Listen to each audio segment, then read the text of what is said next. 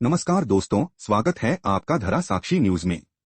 आज की बड़ी खबर, जीएसटी काउंसिल की बैठक खत्म हो चुकी है और अब 22 सितंबर से पूरे देश में नई जीएसटी दरें लागू होने जा रही हैं। दोस्तों, इस बैठक में मंत्री समूह के सभी प्रस्तावों को मंजूरी मिल गई है और इसके साथ ही अब जीएसटी में सिर्फ 2 स्लैब रह जाएंगे, 5% और 18%।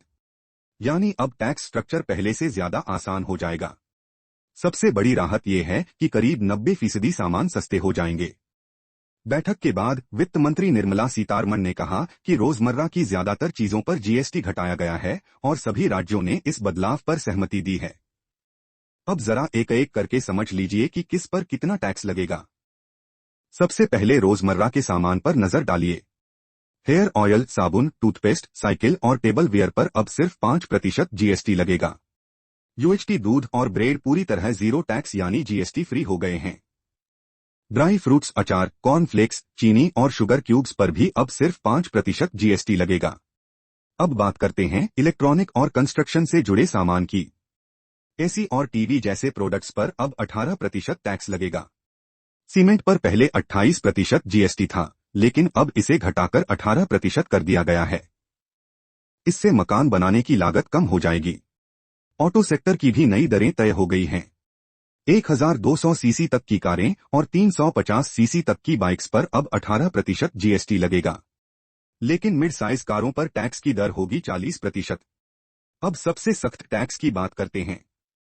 पान मसाला, सिगरेट, तंबाकू और ऐसे सभी प्रोडक्ट्स पर 40% जीएसटी ही लगाया जाएगा। कैफीन युक्त पेय पदार्थ और कार्बोनेटेड ड्रिंक्स पर भी यही दर लागू होगी।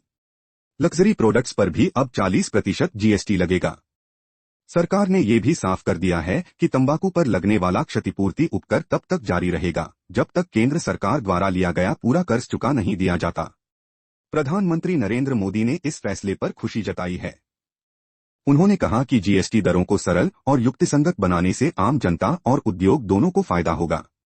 रेवेन्यू सेक्रेटरी ने भी उम्मीद जताई है कि उद्योग जगत इस टैक्स कटौती का फायदा ग्राहकों तक जरूर पहुंचाएगा। तो दोस्तों, साफ है कि 22 सितंबर से आपके रोजमर्रा के सामान सस्ते होंगे, मकान बनाने की लागत घटेगी और जीएसटी का स्ट्रक्चर भी आसान हो जाएगा। अब बड़ा सवाल ये है, क्या कंपनियां वाकई इस राहत का फायदा ग्राहकों तक पहुंचाएंगी या फिर मुनाफाखोरी के लिए दाम वहीं के वहीं रख देंगी? आपकी क्या राय है? हमें कमेंट सेक्शन में जरूर बताइए।